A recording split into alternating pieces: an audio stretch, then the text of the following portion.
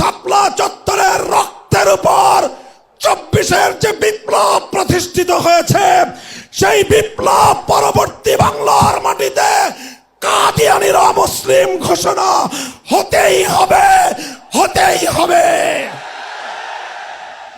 ইতিহাসের ঘৃণিত ময়লা আবর্জনা কুখ্যাত গোলাম আহমদ কাদিয়ানী এবং তার অনুসারীদেরকে বাংলার রাষ্ট্রে কাফের ঘোষণা দেখতে চাই। আমরা বলতে চাই পরিষ্কার ভাষায়, আল্লাহ পাক রব্বুল ইজ্জত নবুয়তের যেই প্রাসাদকে পূর্ণ করেছেন, সেই প্রাসাদের সর্বশেষ সুমহান অংশ এবং তার ঈদ বলে মুহাম্মদ সাল্লাল্লাহু আলাইহি ওয়াসাল্লাম নিজেকে ঘোষণা করেছেন। আল্লাহর নবীর পরে ইসলামের নবুয়তের এই সুমহান প্রাসাদে অন্য কেউ যদি নবুয়তের পরিচয় দিতে চায়, সে নবুয়তের এই সুমহান রাজপ্রাসাদে আবর্জনা ময়লা বলে বিবেচিত হবে। ইতিহাসের ঘৃণিত ময়লা আবর্জনা কুখ্যাত গোলাম আহমদ কাদিয়ানী এবং তার অনুসারীদেরকে বাংলার রাষ্ট্রে কাফের ঘোষণা দেখতে চাই। পরিষ্কার বলছি, আমরা 2013 সালের নবী প্রেমিক তাওহীদি জনতার শাপলা চত্বরের রক্তের উপর 24-এর যে বিপ্লব প্রতিষ্ঠিত হয়েছে, সেই বিপ্লব পরবর্তী বাংলার মাটিতে কাদিয়ানীরা মুসলিম ঘোষণা হতেই হবে, হতেই হবে।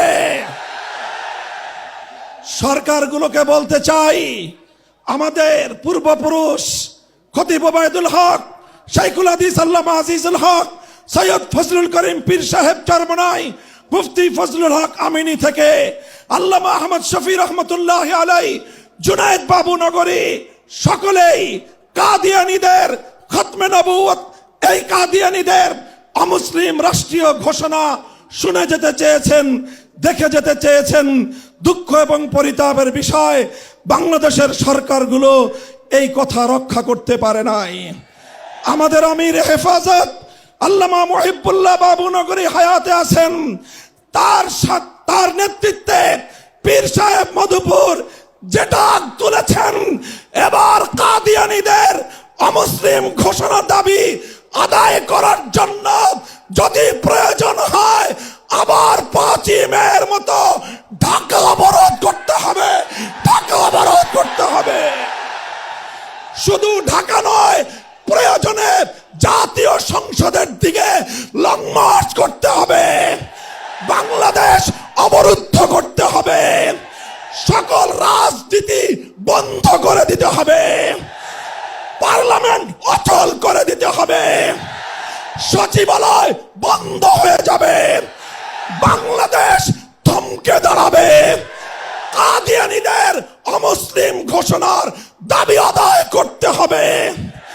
রক্ত দিতে হলে রক্ত দিতে হবে।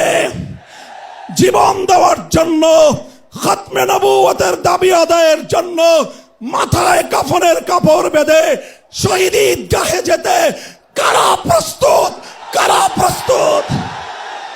ইনশাআল্লাহ এ দাবি আদায় হবে। আর যদি সরকারগুলো দাবি আদায় করতে ব্যর্থ হয়, আগামী দিনে আমরা পার্লামেন্ট গঠন করব, আমরা ক্ষমতায় যাব, আমরা কাদিয়ানীদেরকে জাতীয় সংসদে আইন পাশ করে কাফের ঘোষণা করব, অমুসলিম ঘোষণা করব ইনশাআল্লাহ। নাসরুম মিনাল্লাহি ওয়া ফাতহুন করিম।